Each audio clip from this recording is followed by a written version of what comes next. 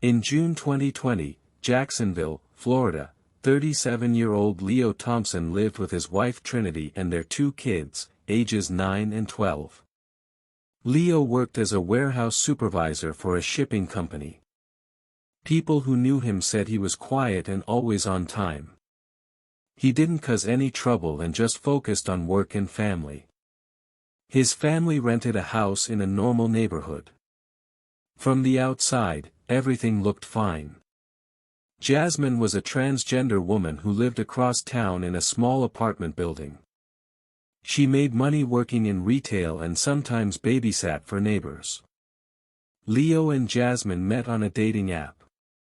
Right from the start, Leo set strict rules. He told Jasmine he lived alone, worked long hours, and had no close family nearby. He said she couldn't come to his house and couldn't meet any of his friends or family. They only met at her apartment or in motel rooms. At first, Jasmine accepted these rules. She thought Leo just wanted to be private. But over time, she started questioning why everything was so secret. She kept asking to see where he lived and to meet him in normal places. Leo kept saying no and hiding the fact that he had a family. He made excuses about being stressed from work and needing privacy. He kept saying he would let her into his life more openly later on. During this time, Trinity noticed her husband acting different. His phone, which used to be unlocked, was now always locked. Leo came home later than usual with weak excuses about working extra hours or running errands. When Trinity asked questions, he got defensive. Trinity told her sister she thought Leo was cheating, but she didn't have proof. On June 19, 2020, Leo's family was having a normal evening. He was outside grilling food while Trinity prepared dinner inside. Their two kids played on the porch. Around sunset, someone knocked on the door. Trinity answered and saw a tall woman with braided hair who looked tense but calm. The woman asked, "I'm looking for Leo." Leo walked into the hallway and immediately saw it was Jasmine. His whole attitude changed when he realized she was at his door. What happened next got out of control fast. Jasmine confronted Leo about his lies. She demanded answers about why he'd lied about his life. She pointed at him in front of Trinity, asking why he'd hidden everything. Trinity, completely shocked, looked back and forth between them, trying to understand what was happening. Within seconds, the situation turned violent. Leo quickly moved toward a drawer near the door where he kept a gun. Jasmine, startled, froze for a moment. Leo fired the gun at close range, hitting her in the shoulder.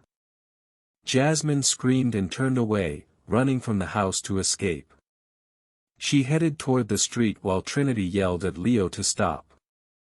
Leo chased after her. At the curb, he raised the gun again and fired a second shot. This bullet hit Jasmine in the back. She fell onto the grass near the street. Neighbors who heard the noise started coming out of their homes. Trinity quickly got her children inside and called 911. Her report was short and urgent: her husband had shot a woman outside their home. Police officers arrived within minutes. They found 29-year-old Jasmine Williams lying face down on the lawn with gunshot wounds. Paramedics tried to save her life but couldn't. She was dead at the scene. About 10 feet away, 37-year-old Leo Thompson stood with his hands up. His gun was on the driveway. His wife Trinity stayed on the porch, holding their two children. She was clearly upset.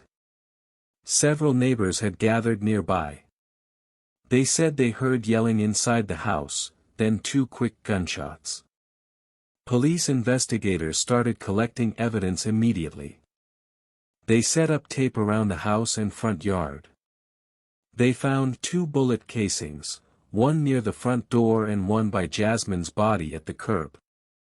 There was a blood trail from the doorway, across the walkway, and onto the grass where Jasmine fell. Her purse was lying open in the grass. Inside were personal items including a cell phone, ID card, keys, and a folded piece of paper with Leo's work address written and circled in pen. Detectives saw this note as important evidence. It showed that Jasmine had tried to find out where Leo lived. The gun was taken as evidence. It was registered to Leo and was still warm. Leo was taken to the police station for questioning without fighting back. Detective Linda Martinez, an experienced murder investigator, was assigned to the case. During the first interview, Leo described Jasmine as someone who wouldn't leave me alone. He said she showed up without being invited, forced her way inside, and threatened him in front of his wife and kids. He claimed he got the gun to protect himself and his family, saying he shot her because he was scared. When pushed for more details, Leo admitted to having an affair with Jasmine but tried to make it seem less important than it was. He said she had become unstable and was harassing him with calls and messages.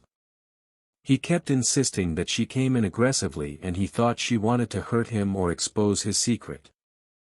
Detectives also interviewed Trinity, who told a very different story. According to her, Jasmine knocked politely, introduced herself, and asked for Leo by name. Trinity said Jasmine stayed calm until Leo came into the hallway. That's when Leo's behavior changed. He looked panicked and confrontational. Trinity made it clear that Jasmine didn't yell, didn't have a weapon, and didn't try to force her way in. She said Jasmine only turned away and tried to leave after being shot inside the doorway. The medical examiner's report supported Trinity's version of events. The first bullet entered Jasmine's right shoulder from the front at close range, meaning it happened inside the doorway. The second bullet entered her upper back at a downward angle, meaning she was running away when Leo chased her and shot her again. The cause of death was the back wound, which hit vital organs and caused her to bleed out quickly. Investigators looked at Jasmine's phone more closely. It showed a long record of communication with Leo. In the week before the shooting, she called him over 30 times without an answer and sent many messages that he ignored. One message said, "You can't just disappear on me." Earlier saved screenshots showed Leo repeatedly telling her he lived alone, worked long hours, and would eventually let her come to his home. He wrote things like, "I'll bring you over soon. Just be patient." These messages completely contradicted the truth about his marriage and family.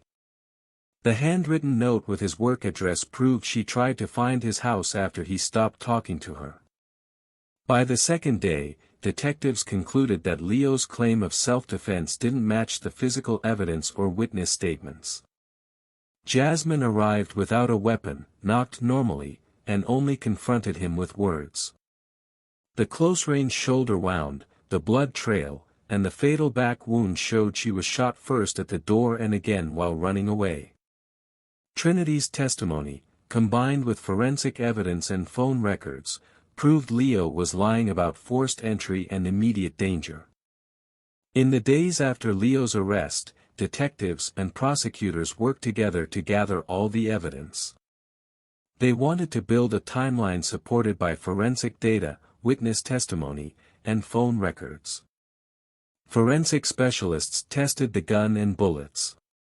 Ballistics testing confirmed both bullets came from Leo's registered gun.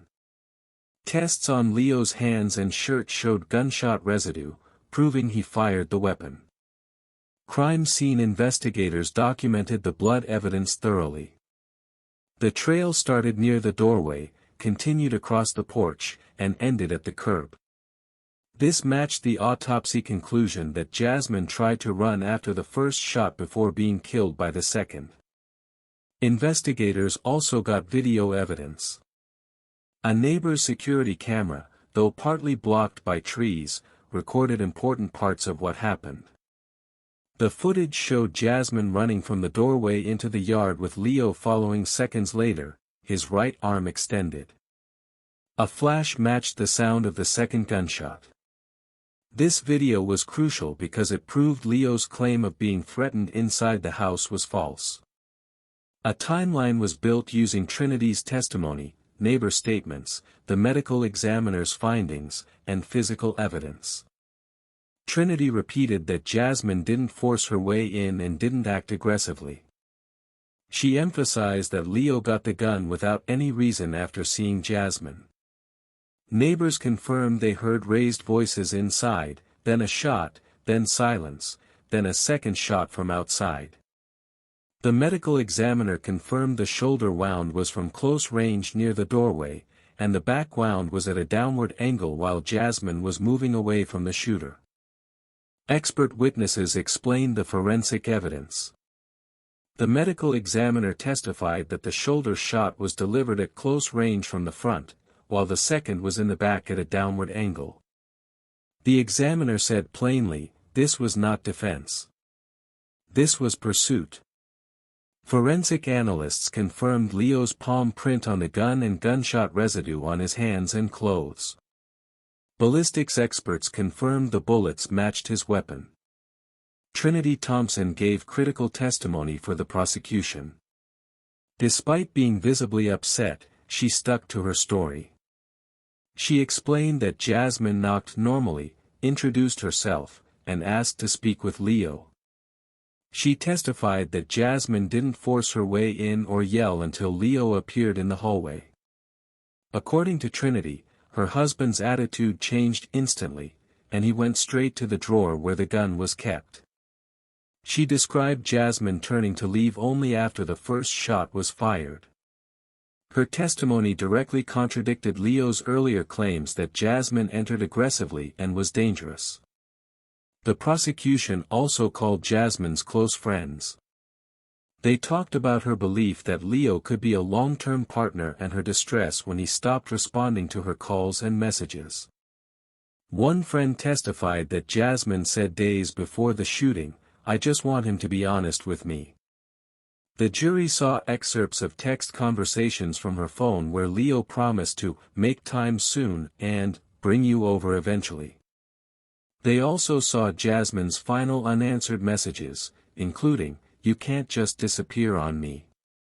Another piece of evidence was the folded note from Jasmine's purse with Leo's work address on it.